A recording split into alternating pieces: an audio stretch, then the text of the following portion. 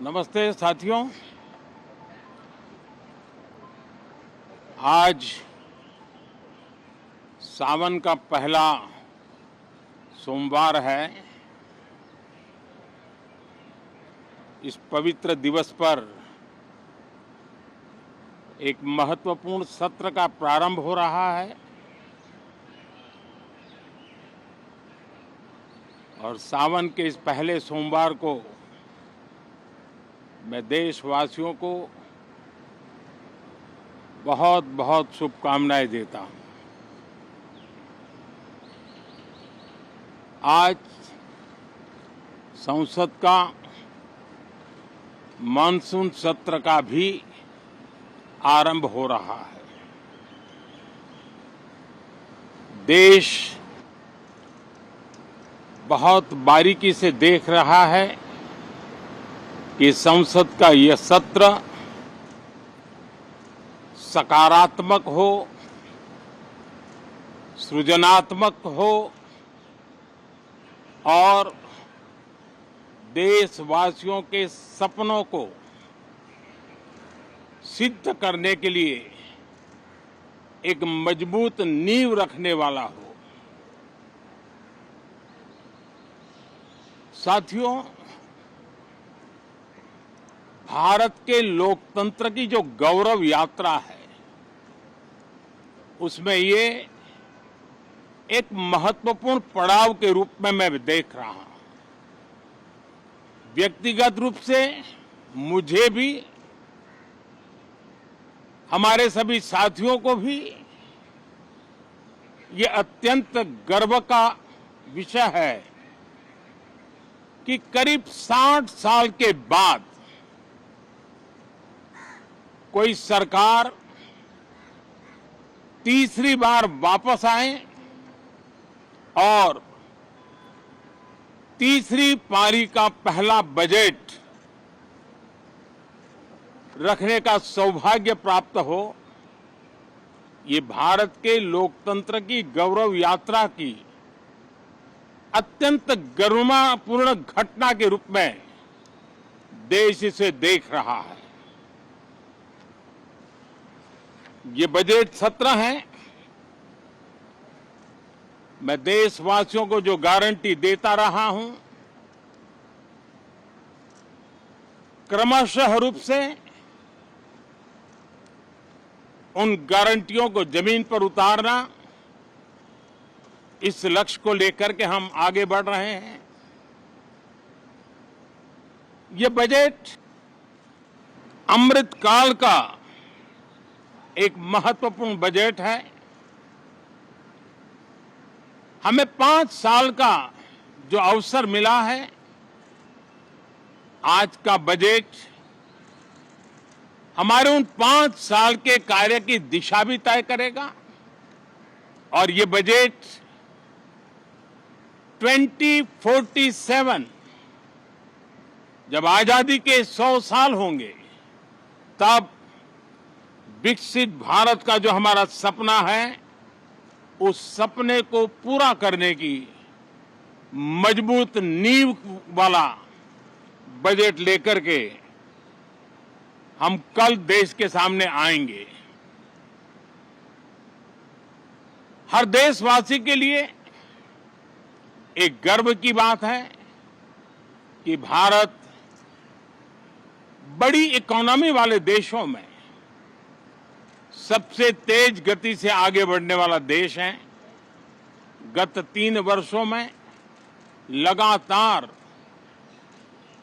8% growth के साथ, 8% growth के साथ हम आगे बढ़ रहे हैं, हम ग्रो कर रहे हैं। आज भारत में पॉजिटिव आउटलुक, इन्वेस्टमेंट और परफॉर्मेंस एक प्रकार से अपॉर्चुनिटीज की पीक पर है। ये अपने आप में भारत की विकास यात्रा का एक अहम पड़ाव है। साथियों,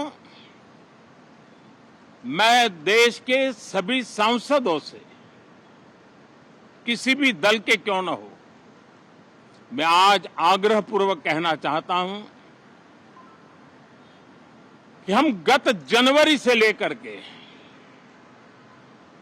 हम लोगों के पास जितना सामर्थ्य था, उस सामर्थ्य को लेकर के जितनी लड़ाई लड़नी थी लड़ ली। जनता को जो बात बतानी थी बता दी। किसी ने राह दिखाने का प्रयास किया, किसी ने गुमराह करने का प्रयास किया, लेकिन अब वो दौर समाप्त हुआ। देशवासियों ने अपना निर्णय दे दिया। अब चुने हुए सभी सांसदों का कर्तव्य है, सभी राजनीतिक दलों की विशेष जिम्मेवारी है कि हमने दल के लिए जितनी लड़ाई लड़नी थी लड़ ली। अब आने वाले 5 वर्ष के लिए हमें देश के लिए लड़ना है, देश के लिए जूझना है, एक और नेक बनकर के जूझना है। मैं सभी राजनीतिक दलों से भी कहूंगा कि आइए हम आने वाले 4 साढ़े 4 साल दल से ऊपर उठ करके सिर्फ और सिर्फ देश को समर्पित होकर के संसद के इस गरिमापूर्ण मंच का हम उपयोग करें। जनवरी 29 जब चुनाव का वर्ष होगा, आप उसके बाद जाइए मैदान में, सदन का भी उपयोग करना है कर लीजिए। वो 6 महीने जो खेल खेलने खेल लीजिए, लेकिन तब तक सिर्फ और सिर्फ देश के गरीब, देश के किसान, देश के युवा, देश की महिलाएं, उनके सामर्थ्य के लिए, उनको एम्पावर करने के लिए जन भागीदारी का एक जन आंदोलन खड़ा कर करके 2047 के सपने को पूरा करने के लिए हम पूरी ताकत लगाए। मुझे आज बहुत दुख के साथ कहना है कि 2014 के बाद कोई सांसद 5 साल के लिए आए, कुछ सांसदों को 10 साल के लिए मौका मिला, लेकिन बहुत से सांसद ऐसे थे जिनको अपने क्षेत्र की बात करने का अवसर नहीं मिला, अपने विचारों से संसद को समृद्ध करने का अवसर नहीं मिला, क्योंकि कुछ दलों की नकारात्मक राजनीति ने देश के संसद के महत्वपूर्ण समय को एक प्रकार से अपनी राजनीतिक विफलताओं को ढांकने के लिए दुरुपयोग किया। मैं सभी दलों से आग्रहपूर्वक कहता हूं कि कम से कम जो पहली बार सदन में आए हैं, ऐसे बहुत बड़ी संख्या में हमारे माननीय सांसद हैं और सभी दल में हैं, उनको अवसर दीजिए, चर्चा में उनके विचारों को प्रकट करने का मौका दीजिए, ज्यादा से ज्यादा लोगों को आगे आने का अवसर दीजिए। और आपने देखा होगा कि पार्लियामेंट के नए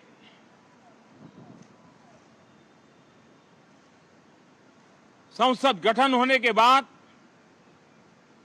जो पहला सत्र था, 140 करोड़ देशवासियों ने बहुमत के साथ जिस सरकार को सेवा करने का हुक्म किया है देशवासियों ने, उसकी आवाज को कुचलने का अलोकतांत्रिक प्रयास हुआ। 2.5 घंटे तक देश के प्रधानमंत्री का गला घोंटने का, उनकी आवाज को रोकने का, उनकी आवाज को दबाने का लोकतांत्रिक परंपराओं में कोई स्थान नहीं हो सकता है और इसका कोई पश्चाताप तक नहीं है, दिल में दर्द तक नहीं है। मैं आज आग्रहपूर्वक कहना चाहता हूं, देशवासियों ने हमें यहां देश के लिए भेजा है, दल के लिए नहीं भेजा है। ये सदन दल के लिए नहीं, ये सदन देश के लिए है। ये सदन सांसदों तक की सीमा तक नहीं है, 140 करोड़ देशवासियों की एक विराट सीमा करके ये लिए है।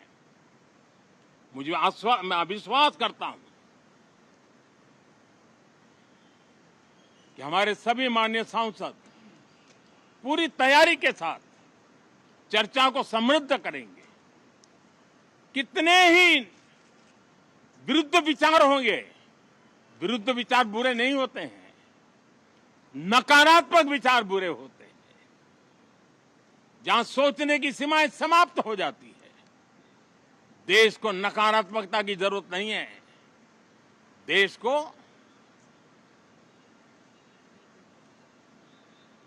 एक विचारधारा, प्रगति की विचारधारा, विकास की विचारधारा, देश को नई ऊंचाइयों पर ले जाने वाली विचारधारा से हमें आगे बढ़ाना होगा। मैं पूरा आशा करता हूं कि हम